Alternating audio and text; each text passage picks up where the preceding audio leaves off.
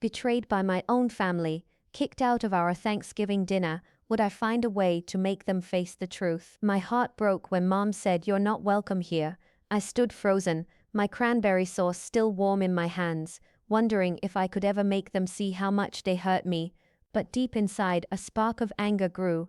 I wasn't going to cry forever, I was going to fight back. Let me know what you think and where you're watching from. Let's dive into this story together. My name is Mia, and I was 32 when my world turned upside down. I'm a lawyer, the kind who spends long nights reading papers and helping people find justice. I love my job, my cozy apartment in the city, and the freedom to live life my way. I always thought my family loved me too, even if we didn't see eye to eye. But that Thanksgiving, everything changed. It was a cold November day, the kind where your breath makes little clouds in the air. I'd driven 3 hours from the city to my parents' house in our small town, my old red car rattling along the highway. The trees were bare, their leaves crunching under my tires, and the air smelled sharp, like winter was coming fast. I could almost taste Mom's pumpkin pie, the kind she baked every year with a secret pinch of nutmeg. In my passenger seat sat my favorite cranberry sauce, the one I make from scratch with fresh berries and a splash of orange juice. I'd spent hours stirring it the night before, excited to share it with everyone. I pictured us all around the table, Mom, Dad, my brother Jake, my sister Sarah, their kids laughing, eating, being a family. But when I pulled into the driveway, something felt wrong. The house looked the same as always, white paint, green shutters, a wreath on the door with fake fall leaves, but the windows seemed too quiet, the curtains still. I grabbed my cranberry sauce, my boots clicking on the stone path, and knocked. The door opened and there was Mom. Her face wasn't warm like it used to be when I came home. Her eyes were hard, her mouth a tight line. "You're not welcome here, Mia," she said, her voice sharp as a knife. My heart stopped. I thought I'd heard her wrong. "What?" I whispered, my fingers tight around the dish. She crossed her arms. "You heard me. Go home." Behind her, I saw Jake and Sarah in the living room. Jake looked at the floor, his hands in his pockets. Sarah bit her lip, her eyes darting away. Nobody said a word. The kids weren't running around like usual. Even Dad was nowhere in sight. I felt like someone had punched me in the chest. My own family, shutting me out? Why?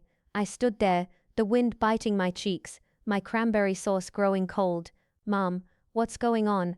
I asked, my voice shaking. She shook her head. "You've made your choices, Mia. You don't belong here anymore." Choices? What was she talking about? My job, my life in the city, not being married like Jake and Sarah. I wanted to scream, to demand answers, but my throat felt tight, like I couldn't breathe. I looked at Jake, hoping he'd say something, anything. He's my big brother, the one who used to carry me on his shoulders when I was little, but he just shrugged, like I was a stranger. Sarah, my little sister, wouldn't even meet my eyes. She's the one I used to braid hair with, the one I told my secrets to. Now she stood there, silent, letting Mom push me away. The betrayal stung worse than the cold. I felt tears prick my eyes, but I blinked them back. I wasn't going to cry in front of them. I don't know how long I stood there, maybe a minute, maybe 10. Finally I set the cranberry sauce on the porch step. "Fine," I said, my voice low, "if that's how you want it." I turned and walked to my car, my boots loud against the gravel. My hands shook as I opened the door. I got in, started the engine, and drove away. In the rearview mirror, I saw the house shrink smaller and smaller, but nobody came after me. Nobody called my name. The tears came then, hot and fast, blurring the road. I pulled over a mile away, my chest heaving. How could they do this? My own family, the people who raised me, loved me, or so I thought. What had I done to deserve this? The fight had started a month ago. I'd come home for Dad's birthday, and Mom pulled me aside.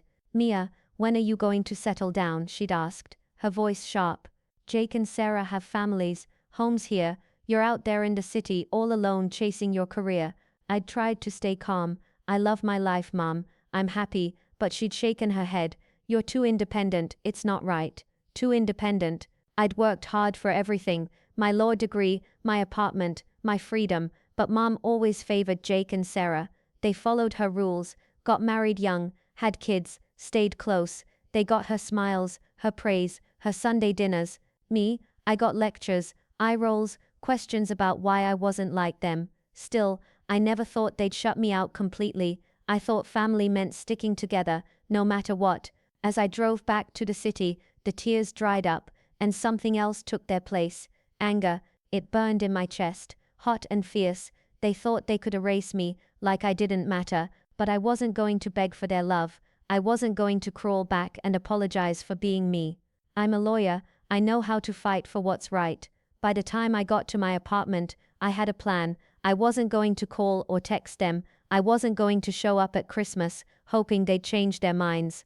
I was going to hit them where it hurt. The truth. I'd file a lawsuit, not for money, but to drag their secrets into the light. There was something bigger going on. I could feel it. Mom's words, Jake's silence, Sarah's guilt. They were hiding something, and I was going to find out what. I unlocked my door, the quiet of my apartment wrapping around me. I kicked off my boots, set my keys on the counter, and sat at my kitchen table. My laptop glowed in the dark. I opened a new document and started typing. Every word felt like a promise to myself. I wasn't invisible. I wasn't weak. My family thought they could break me, but they were wrong. This was just the beginning. I woke up the next morning with a fire in my chest. My apartment was quiet, just the soft hum of the fridge and a gray morning light slipping through my window blinds. I hadn't slept much. My eyes were puffy from crying, and my head ached, but that anger from last night still burned bright. I wasn't going to let my family's betrayal define me. They thought they could shut me out, pretend I didn't exist, but I had a voice, and I was going to use it. I'm a lawyer after all. I know how to dig for truth, how to make people listen. Sitting at my kitchen table, I pulled my laptop close, papers scattered around me like a messy puzzle. A half-empty coffee mug sat nearby, the smell of it sharp and bitter. I wasn't just going to fight back, I was going to make them face what they'd done. The night before, as I drove home from my parents' house, a memory had popped into my head. It was about Grandma Rose, who'd passed away 2 years ago. She was the one person in our family who always got me. She'd sit on her porch, sipping tea, telling me stories about her life, how she'd traveled, worked hard, made her own way. "Don't let anyone tell you who to be, Mia," she'd say, her eyes twinkling. When she died, she left behind her old house and some money, meant for me, Jake and Sarah. Mom handled everything, saying it was taken care of. But now, thinking back, something felt wrong. Jake and Sarah had new cars last year, shiny ones they bragged about. Sarah went on a big vacation to the beach, posting pictures online. Me, I got nothing, not even a check. At the time, I didn't question it. I was busy with work, and I trusted Mom. But after yesterday, after they shut the door in my face, I wondered, had they lied to me? Had they taken my share? I called my friend Layla, who's also a lawyer. We'd gone to law school together, and she's the kind who tells it like it is. "Mia, you need to see the will," she said, her voice crackling through my phone. "If they cut you out, that's not just mean, it might be illegal." My stomach twisted. Illegal? Could my own family have stolen from me? I spent the next few days at the courthouse, my boots echoing on the marble floors as I searched for records. The clerk, an older woman with kind eyes, handed me a copy of Grandma's will. My hands shook as I read it. There it was, in black and white. The money and house were to be split equally between me, Jake, and Sarah, equal. But Mom had told me there was nothing left for me. My heart pounded so loud I thought the clerk could hear it. This wasn't just about Thanksgiving. They'd betrayed me in a bigger way. They'd taken what was mine, what Grandma wanted me to have. The paper crumpled in my hands, and I felt sick, but also strong. I wasn't just fighting for a seat at the dinner table, I was fighting for justice. Back at my apartment, I started drafting the lawsuit. It wasn't about the money, not really. It was about respect, about making them see me. They thought they could erase me, but I'd make them face me in court. I typed fast, my fingers flying over the keys, the words pouring out like water. Every sentence felt like a brick, building something solid, something they couldn't ignore. I wrote about the will, the lies, the way they'd treated me for years. I remembered little things, Mom praising Jake for his new job, Sarah for her perfect kids, while I got sighs for being too busy with my career. I'd worked so hard to become a lawyer, staying up late studying, winning cases for people who needed help, but to them, it was like I was invisible unless I lived their way. The lawsuit would change that. It would force them to look at me. As I worked, my phone buzzed. A text from Jake. "You're being dramatic, Mia. Just let it go." I stared at the words, my chest tight. Dramatic. He didn't know about the will yet, but his message made me angrier. Let it go. Like I could forget the way they'd shut the door in my face. I didn't reply. Instead, I kept typing, my coffee going cold. The lawsuit wasn't just about the will, it was about years of being pushed aside, of being told I wasn't good enough because I chose my own path. I thought about Dad, who'd always been quiet, letting Mom run the show. He taught me to ride a bike when I was 5, cheering when I finally pedaled on my own. I could still hear his laugh, see his proud smile, but where was he yesterday? Why didn't he stop Mom? The memory hurt. Like a bruise I kept pressing. I wanted to call him, to ask why, but I couldn't. Not yet. I had to stay focused. Leela came over that night, bringing pizza and her sharp brain. We sat on my couch, papers spread across the coffee table, the smell of pepperoni filling the room. "This is big, Mia," she said, reading my draft. "But it's going to hurt. You're taking on your whole family." I nodded, picking at a slice of pizza. "I know, but I can't let them win." She squeezed my hand. "You're tough. You've got this." Her words made me feel stronger, like I wasn't alone. We worked late, tweaking the lawsuit, making sure every word was perfect. By midnight, my eyes burned, but I felt alive. This was my fight, my way to take back what was mine, not just money, but my place, my voice.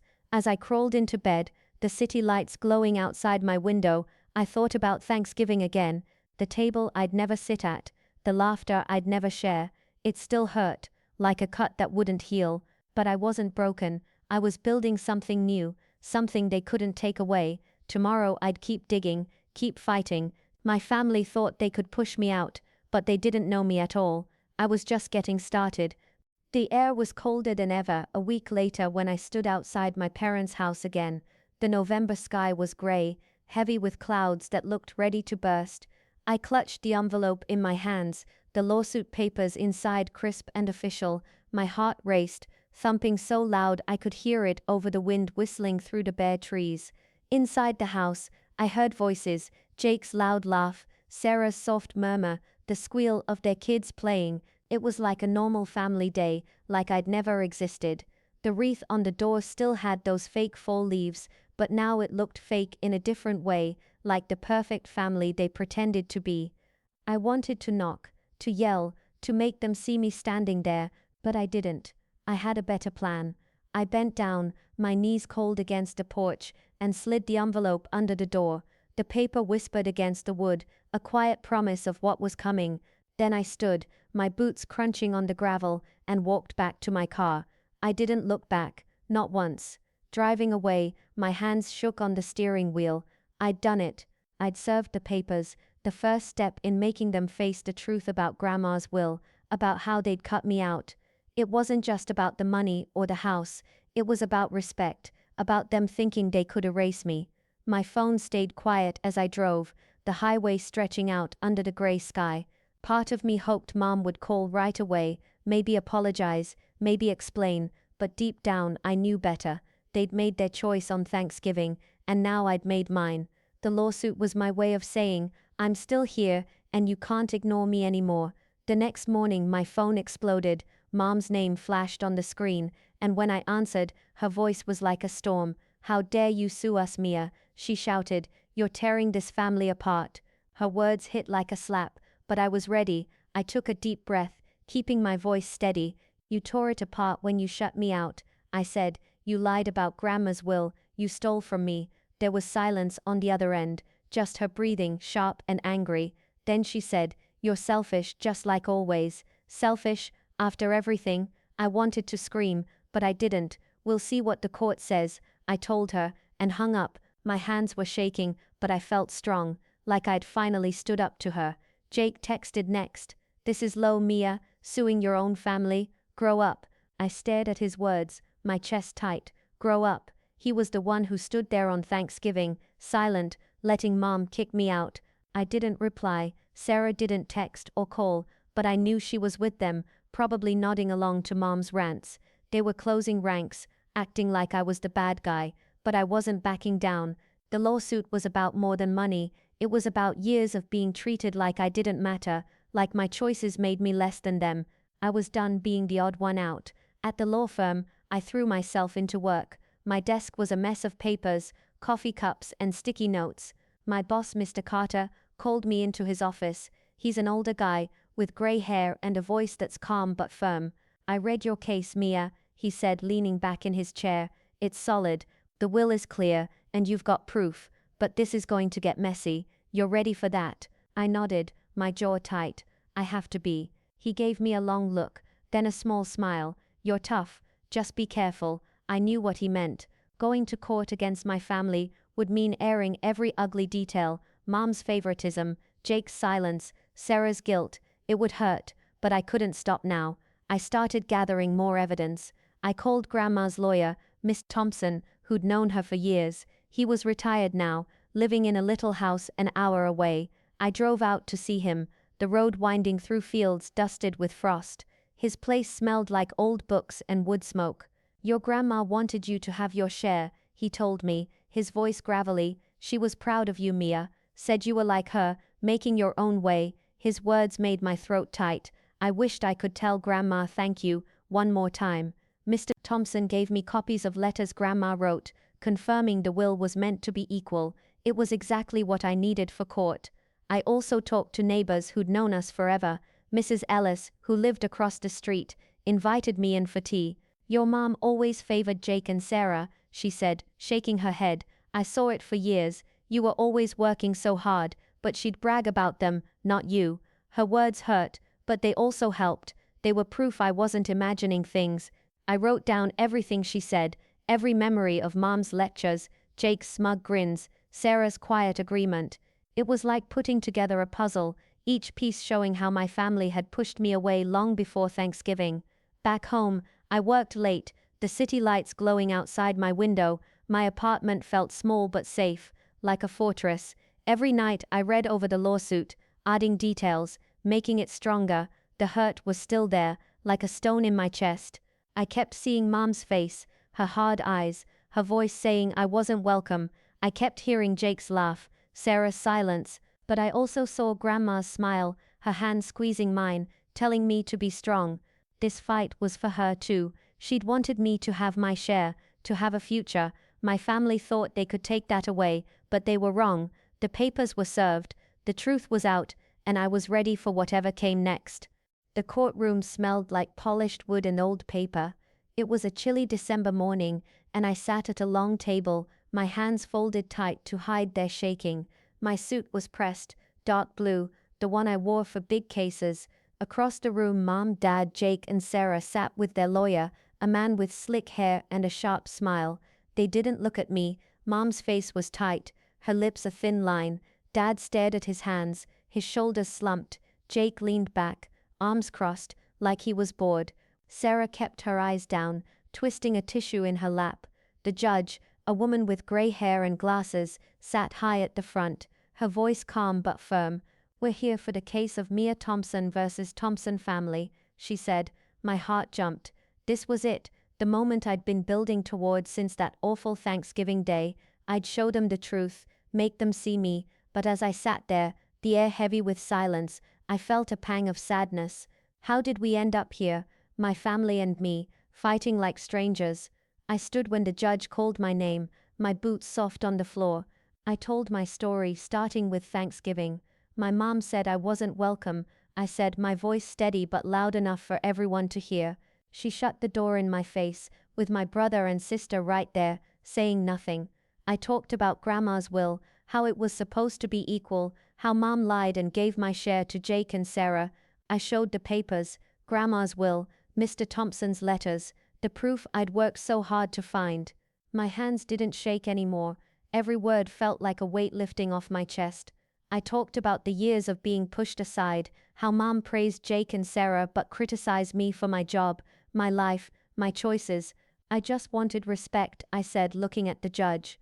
I wanted to be part of my family, but they took that away. When I sat down, the room was so quiet I could hear someone cough in the back. Mom's lawyer went next. He said I was greedy, that I was making it all up to hurt my family. His voice was smooth, like he was selling something. Then Mom took the stand. She looked smaller up there, her hands gripping the edge of the box. Mia's always been difficult, she said, her voice sharp. She never listened, never followed our ways. She chose to leave us with her city life and her career. Her words stung, like a slap I didn't see coming. Difficult. I'd worked hard, built a life I loved. I wanted to shout, but I stayed still, my face calm. The judge's eyes narrowed, watching Mom closely. Jake went next, saying I was out for money, that I didn't care about family. Sarah was last. She spoke so soft I had to lean forward to hear. Mia's angry, but we didn't mean to hurt her, she said, her voice wobbly. We just wanted to keep the peace. Keep the peace. By shutting me out, I felt that fire in my chest again, but I kept quiet. I'd had my say, then my side came back. Mr. Thompson, Grandma's lawyer, took the stand. He was old, his voice slow, but every word was clear. Rose wanted her grandkids to share everything equally, he said. She told me herself, wrote it down. Mia was supposed to get her part. He held up Grandma's letters, her neat handwriting proof of her love for me. Mrs. Ellis, the neighbor, spoke too, telling the judge how Mom always favored Jake and Sarah, how I was left out even as a kid. Each word was like a brick, building my case stronger. I glanced at my family. Mom's face was red, her hands clenched. Jake looked uneasy, shifting in his seat. Sarah's eyes were wet, but she didn't look at me. Dad just sat there, like he wasn't even in the room. I wondered what he was thinking, if he felt bad. He hadn't said a word to me since Thanksgiving.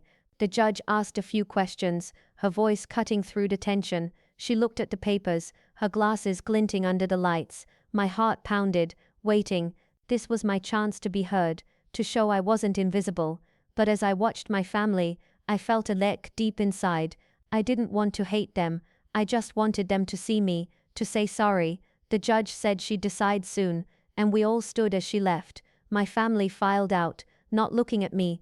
I walked to my car alone, the cold air sharp against my face. I'd done everything I could, now I had to wait.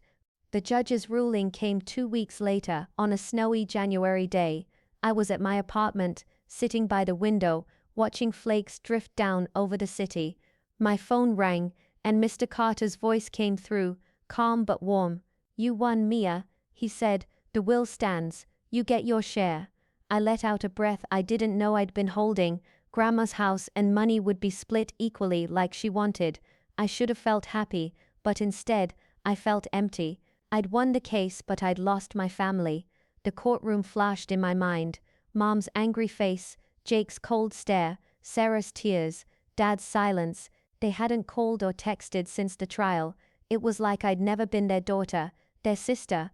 I set the phone down, the snow piling up outside, and wondered what came next. I went to my kitchen table, where the lawsuit papers still sat, now in a neat stack. I'd spent months on this fight, pouring my heart into every word. It wasn't about the money, it was about standing up for myself, for Grandma's wishes. I thought about her, her kind eyes, her voice telling me to be strong. She'd be proud, I knew that. But the hurt was still there, like a bruise that wouldn't fade. I remembered Thanksgivings when I was little, all of us around the table, passing plates, laughing, Jake stealing my role, Sarah giggling, Dad carving the turkey. Mom would smile then, her face soft. Those days were gone, and I didn't know if I'd ever get them back. A few days later, a letter came in the mail.